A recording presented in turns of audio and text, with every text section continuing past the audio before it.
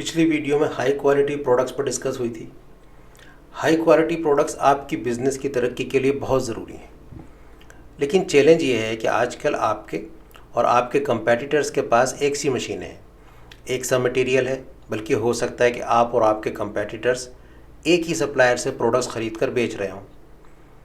Low quality वाले competitors को छोड़ दीजिए, तो बाकी कंपेटिटर्स से आगे रहना मुश्किल हो गया है।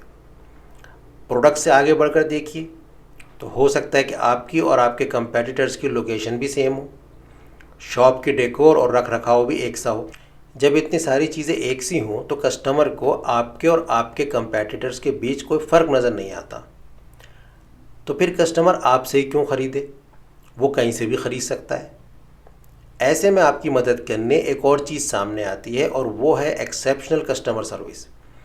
एक अच्छी बेहतरीन कस्टमर सर्विस ये आपको आपके कंपेटिटर से ऊपर ले आती है, और हकीकत ये है कि एक अच्छी कस्टमर सर्विस बहुत कम पाई जाती है। एक बात नोट कर लीजिए कि आप कस्टमर को उल्टे सीधे जवाब देकर खामोश करा दें, इसको कस्टमर सर्विस नहीं कहते। कस्टमर सर्विस के लिए आपको कस्टमर की एक्सपेक्टेशन से भी कुछ ज़्यादा करना पड़ता है, कुछ ऐसा जो उसकी उम्मीद से ज़्यादा हो, कुछ ऐसा जो उसे सरप्राइज़ कर दे। तो आइए देखते हैं ऐसा करने के लिए क्या क्या किया जा सकता है। नंबर 1, अपने आप को और अपनी टीम को कस्टमर सर्विस की ट्रेनिंग दीजिए। तजुर्बा हाउस की टीम कस्टमर सर्विस पर एक सीरीज़ बनाने जा रही है, लेकिन आप अपने तौर पर भी इसके बारे में जानने की कोशिश कीजिए। इसको सीखने के लिए टैक्टिक्स सीखनी होती हैं जो आसानी से सीखी जा सकती हैं।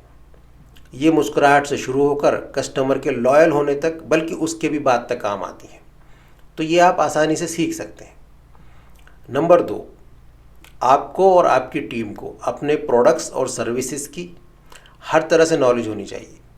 उसके सारे फीचर्स और फंक्शंस की डीप नॉलेज, उसकी मैन्युफैक्चरिंग, उसका मटेरियल, उसकी खूबियाँ, उसकी कमियाँ, वो कंपेटिटर्स के प्रोडक्ट से कैसे अलग है, वगैरह वगैरह। आपके पास कस्टमर्स के किसी भी तरह के सवालों के जवाब होने चाहिए। उनकी प्रॉब्लम सोचे समझे तरीक़ों से सॉल्व होनी चाहिए। इतना ही नहीं, बल्कि आगे बढ़कर कस्टमर को अपनी राय देनी चाहिए कि उसकी ज़रूरत के हिसाब से कौन सा प्रोडक्ट ठीक रहेगा। ज़्यादा सेल करने के चक्कर में उल्टा सीधा प्रोडक्ट ना बेचें, बल्कि उसका भरोसा जीतने की कोशिश करें। कस्टमर आप पर भरोसा करता है तो लॉयल हो जाता है, और एक लॉयल कस्टमर खुद भी बार बार आता है और नए कस्टमर भी लेकर आता है। नंबर 3, अगर आपके अलावा भी दूसरे लोग कस्टमर सर्विस में हैं, तो उनके पास फैसला लेने की पावर भी होनी चाहिए। आप एक पॉलिसी बना सकते हैं, एक लिमिट बना सकते हैं, लेकिन उन्हें छूट होनी चाहिए कि वो डिस्काउंट दे सकें। कोई आइटम रिटर्न हो रहा हो तो उसको हैंडल कर सकें। आपकी बिजनेस के नेचर के हिसाब से जिस अथॉरिटी की ज़रूरत है वो उनके पास होनी चाहिए। एक कस्टमर जब कोई आइटम रिटर्न लेकर आता है तो वैसे ही बहुत नाराज़ होता है। ऊपर से अगर कोई कहे कि इंतज़ार कीजिए, अभी शॉप ओनर आएंगे तो फैसला करेंगे, तो उसकी नाराज़गी और बढ़ जाती है। अगर हाथों हाथ उसका मसला हल हो जाए तो उसकी नाराज़गी भी ख़त्म हो जाती है। ये हो सकता है कि आपको थोड़ा बहुत नुकसान हो जाए, लेकिन आगे चलकर ये नुकसान भी पूरा हो जाता है, बल्कि आप फ़ायदे में ही रहते हैं। बहुत से लोग कहते हैं कि हमारा जूनियर इस काबिल नहीं है कि उसको फ़ैसला लेने की छूट दी जा सके। अगर वो इस काबिल नहीं है तो उसको इस काबिल बनाने की कोशिश करनी चाहिए, और जब तक वो इस काबिल ना हो जाए कस्टमर सर्विस से उसको दूर ही रखिए। बहुत से लोग ये भी कहते हैं कि हमें अपने जूनियर पर भरोसा नहीं है। इस मामले में मेरा ये मानना है कि जिस पर भरोसा ना हो वो आपकी बिज़नेस में होना ही नहीं चाहिए। नंबर 4, अगर कोई कस्टमर फीडबैक देता है, अपनी राय देता है, तो बहुत ध्यान से सुनें और उसे यकीन दिलाएं कि आप इस फीडबैक पर गौर करेंगे और जो भी मुमकिन हो सकेगा वो करेंगे। ये ज़रूरी नहीं कि हर बात सुनकर आप कुछ एक्शन लेना शुरू कर दें, लेकिन गौर करना ज़रूरी है, क्योंकि कस्टमर्स की आवाज़ मार्केट ट्रेंड की तरफ इशारा करती है, और आपको मार्केट ट्रेंड्स को लेकर चौकन्ना रहना बहुत ज़रूरी है। इस पर हमारी एक वीडियो भी है, अगर आपने नहीं देखी तो ज़रूर देखिए। फीडबैक देने के लिए कस्टमर का शुक्रिया अदा कीजिए, उसको अप्रिशिएट कीजिए। जो लोग आपके प्रोडक्ट्स यूज़ करते हैं उनकी फीडबैक से आपके प्रोडक्ट्स इम्प्रूव होते हैं, सर्विस में बेहतरी आती है, और कस्टमर को भी अच्छा लगता है कि आप उसकी ओपिनियन को, उसकी राय को वैल्यू देते हैं। नंबर 5, टेक्नोलॉजी का यूज़ करें, जैसे CRM वगैरह। CRM एक सॉफ्टवेयर होता है जहां आप कस्टमर की सारी इन्फॉर्मेशन सेव कर सकते हैं, उनकी हिस्ट्री भी सेव रहती है, तरह तरह की रिपोर्ट्स निकाल सकते हैं, बहुत सारी टास्क ऑटोमेटिक और कम टाइम में हो जाती है।